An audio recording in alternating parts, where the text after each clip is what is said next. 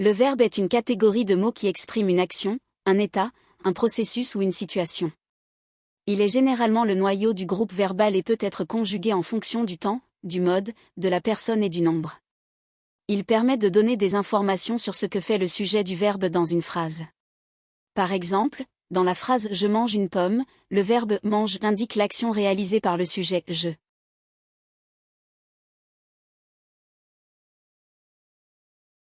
La voix passive, la voix active et la voix pronominale sont des constructions grammaticales utilisées pour indiquer différentes façons de présenter l'action d'un verbe. La voix passive est utilisée lorsque le sujet subit l'action du verbe. Dans une phrase à voix passive, le complément d'objet direct, COD, devient le sujet de la phrase, et le sujet de la phrase devient souvent introduit par la préposition « par ». Par exemple, le gâteau a été mangé par Marie. Ici, le gâteau est le COD qui devient le sujet de la phrase en voix passive, et Marie est l'agent, introduit par « par », qui réalise l'action. La voix active est utilisée lorsque le sujet réalise l'action du verbe. C'est la construction grammaticale la plus courante. Par exemple, Marie mange le gâteau. Ici, Marie est le sujet et réalise l'action de manger le gâteau. La voix pronominale est utilisée lorsque le sujet du verbe effectue l'action sur lui-même. Le pronom réfléchi, me, te, ce, nous, vous, ce, est utilisé pour indiquer que le sujet est à la fois le faiseur et le receveur de l'action. Par exemple, je me lave. Ici, je est le sujet qui réalise l'action de se laver. Le pronom me indique que le sujet effectue l'action sur lui-même.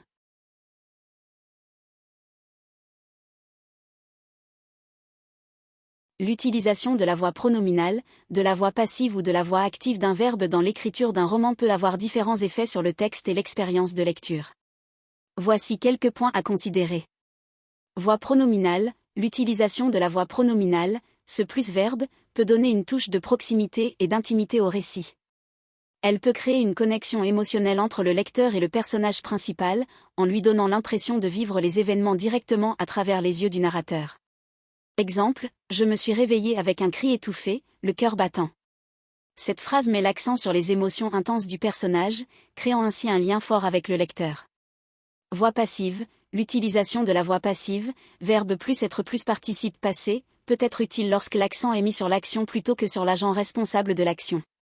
Elle peut créer une atmosphère de mystère ou de suspens en éliminant l'identité de celui qui effectue l'action. Exemple, le livre a été volé. Cette phrase met l'accent sur le vol du livre sans révéler qui l'a commis, suscitant ainsi la curiosité du lecteur. Voix active, l'utilisation de la voix active, sujet plus verbe plus complément d'objet, est souvent considérée comme plus dynamique et directe. Elle donne l'impression que les personnages agissent et prennent des décisions de manière concrète et visible. Exemple, Lucie a ouvert la porte avec précaution et est entrée dans la pièce sombre. Cette phrase met en avant l'action de Lucie, créant un sentiment de mouvement et d'engagement dans l'histoire. Il est important de noter que ces effets peuvent varier en fonction du contexte et du style d'écriture. L'auteur peut choisir d'alterner entre ces différentes voix pour créer des contrastes et des effets spécifiques dans son récit.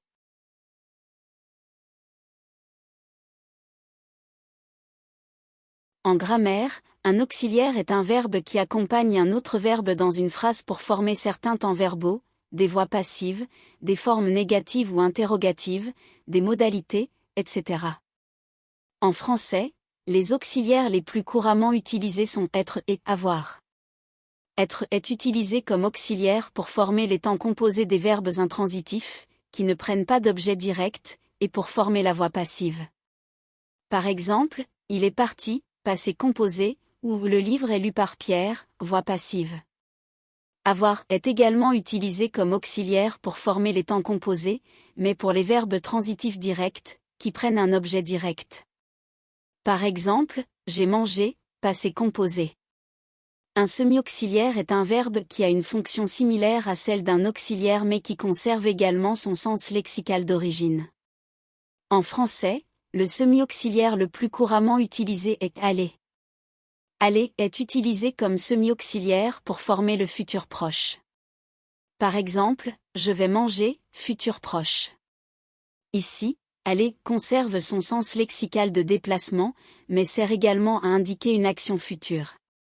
En résumé, un auxiliaire est un verbe qui accompagne un autre verbe pour former certains temps verbaux et des structures particulières, tandis qu'un semi-auxiliaire conserve également son sens lexical d'origine tout en remplissant une fonction similaire à celle d'un auxiliaire.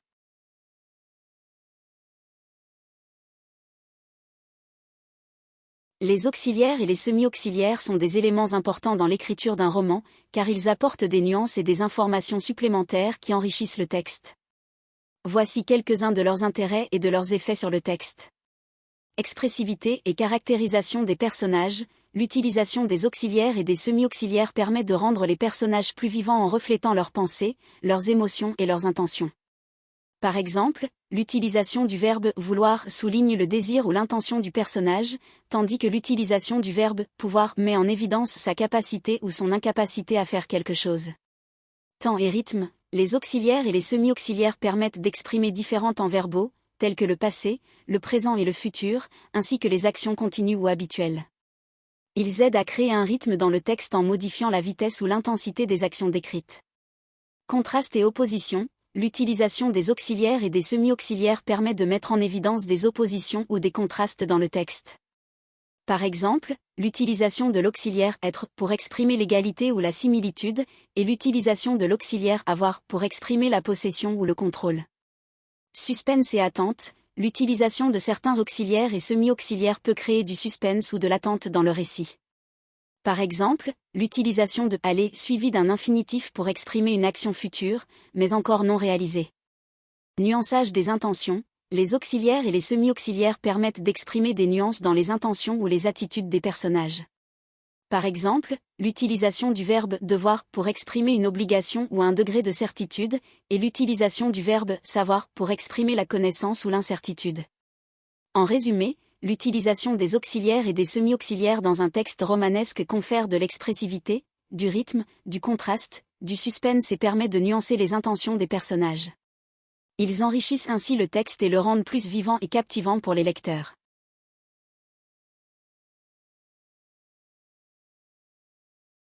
Les verbes d'état et les verbes d'action sont deux catégories de verbes qui servent à décrire différentes actions ou situations. Voici une explication plus détaillée. 1. Verbes d'action. Les verbes d'action décrivent une action physique ou mentale effectuée par une personne ou un objet. Ces verbes montrent une activité, un mouvement ou un changement. Exemple de verbes d'action. Courir. Parler. Manger. Écrire. Sauter. Ces verbes expriment une action qui peut être observée concrètement. 2. Verbes d'état. Les verbes d'état, quant à eux, décrivent un état, une condition, une qualité, une perception ou une propriété. Ils expriment un état qui ne nécessite pas forcément une action physique. Exemple de verbes d'état. Être. Sembler. Paraître. Ressembler. Exister. Ces verbes décrivent un état, une caractéristique ou une situation qui n'implique pas directement une action visible. En résumé, les verbes d'action décrivent des actions physiques ou mentales, tandis que les verbes d'état décrivent des états, des qualités ou des conditions.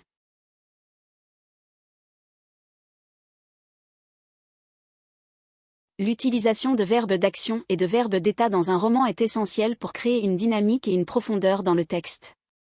Voici quelques raisons pour lesquelles leur utilisation est intéressante. Création de l'action. Les verbes d'action donnent vie à l'histoire en décrivant des actions physiques. Ils aident à maintenir le rythme du roman, en ajoutant du mouvement et en faisant avancer l'intrigue. Les personnages interagissent avec leur environnement et avec les autres personnages grâce à ces verbes, ce qui captive le lecteur.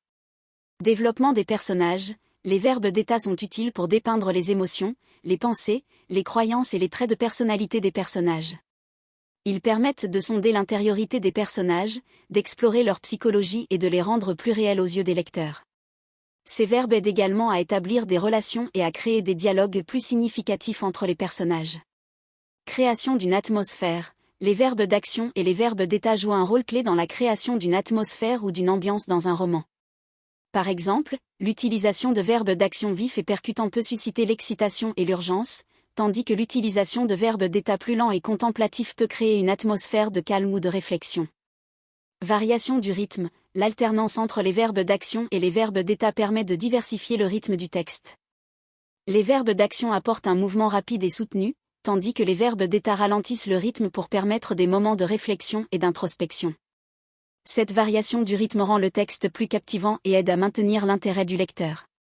Création d'images vivantes. Les verbes d'action et d'état bien choisis permettent de créer des images vivantes et mémorables dans l'esprit du lecteur. Ils facilitent la visualisation des scènes et des personnages, en ajoutant des détails et des couleurs au récit. Ces images visuelles renforcent l'impact émotionnel du roman et permettent au lecteur de s'immerger davantage dans l'histoire.